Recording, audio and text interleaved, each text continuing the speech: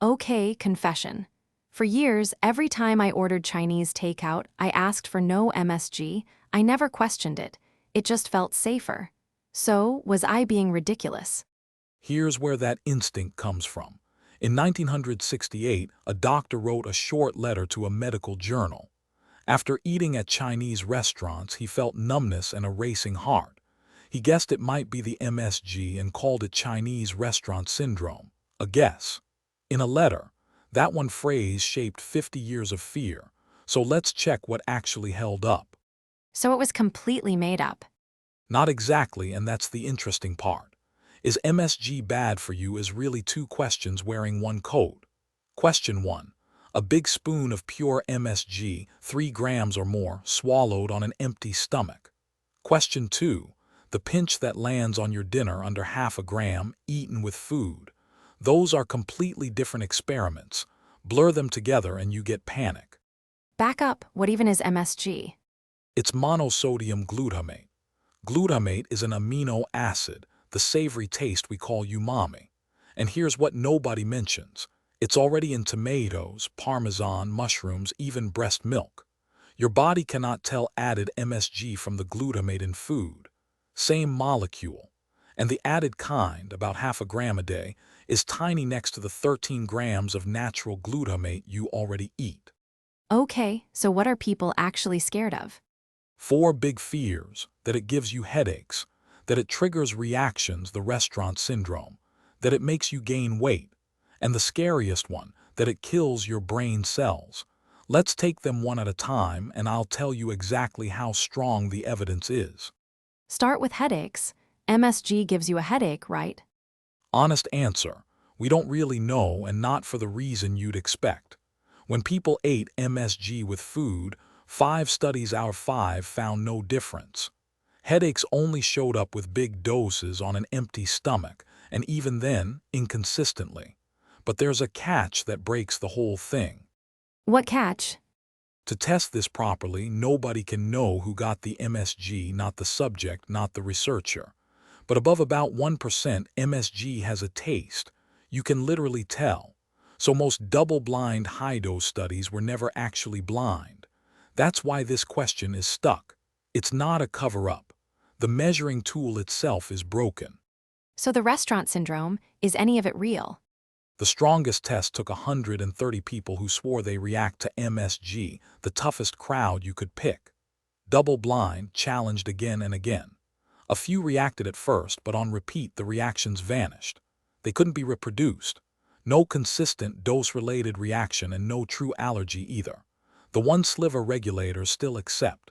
3 grams or more of pure MSG, no food, can give some sensitive people a brief, mild flush. That's the whole real part. Okay, but I've read MSG makes you gain weight. This is the most honest part of the whole video, because the evidence is genuinely split. One study followed 10,000 adults in China for 5.5 years, public-funded, no industry money. The biggest MSG eaters had about 30% higher odds of being overweight, and it held even after adjusting for how much they ate and how active they were. But a second study, same design, found nothing once you correct for calories. 2 solid studies, opposite answers. So which one's right? Nobody knows yet. Both just watched what people ate, and MSG was self-reported, easy to get wrong. And even if the link is real, it may not be the glutamate at all. MSG makes food taste better, and food that tastes better is easy to overeat. That's an appetite effect, not a poison. So the honest rating here is conflicting. Now the scary one. Doesn't MSG kill brain cells? This is the most exaggerated claim of all. It comes from real experiments, but on newborn mice, injected with enormous doses under the skin. In a newborn, the blood-brain barrier isn't finished. In a healthy adult eating food, that barrier does its job. Normal MSG doesn't raise the glutamate in your brain. There is no controlled evidence that dietary MSG harms a human brain. It's the in-mice rule all over again.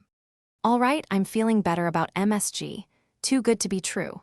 Here's the twist, and if you saw our seed oils video, you'll see it coming.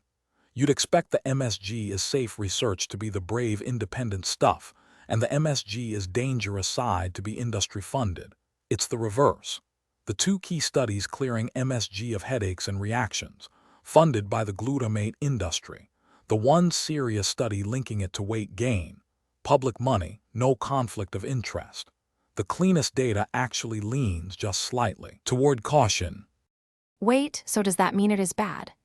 No, industry funding doesn't make a result wrong, and those studies actually line up with the independent data.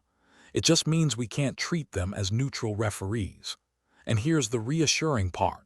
3 independent regulators, the US FDA, Europe's EFSA, and the World Health Organization's expert panel, all reached the same place. Safe at the amounts we actually eat. Okay, after all that, the honest verdict. The scary myth, the restaurant syndrome, was mostly built on a 1968 guess, and it doesn't hold up. But unlimited totally safe goes too far. Europe notes that heavy-consuming kids can top the new daily limit, and the weight question is genuinely unsettled. So the fair verdict, the pinch on your plate is fine. The fear was the real additive. So what do you actually do? Stop asking for no MSG out of fear. The evidence doesn't back it. If pure MSG powder ever bothers you on an empty stomach, use it with food, not on its own. And here's the flip nobody expects. MSG carries less sodium than table salt, so swapping some salt for it can hit the same savory note with less sodium. Some early evidence hints it could even be a useful way to cut salt. No hype, no fear, just the evidence. And full disclosure, like our trickiest topics, this one went through an independent research board that checked every source and who paid for it. Next time on analysis, red meat. Does it actually cause cancer, or is that overblown? Subscribe so you don't miss it.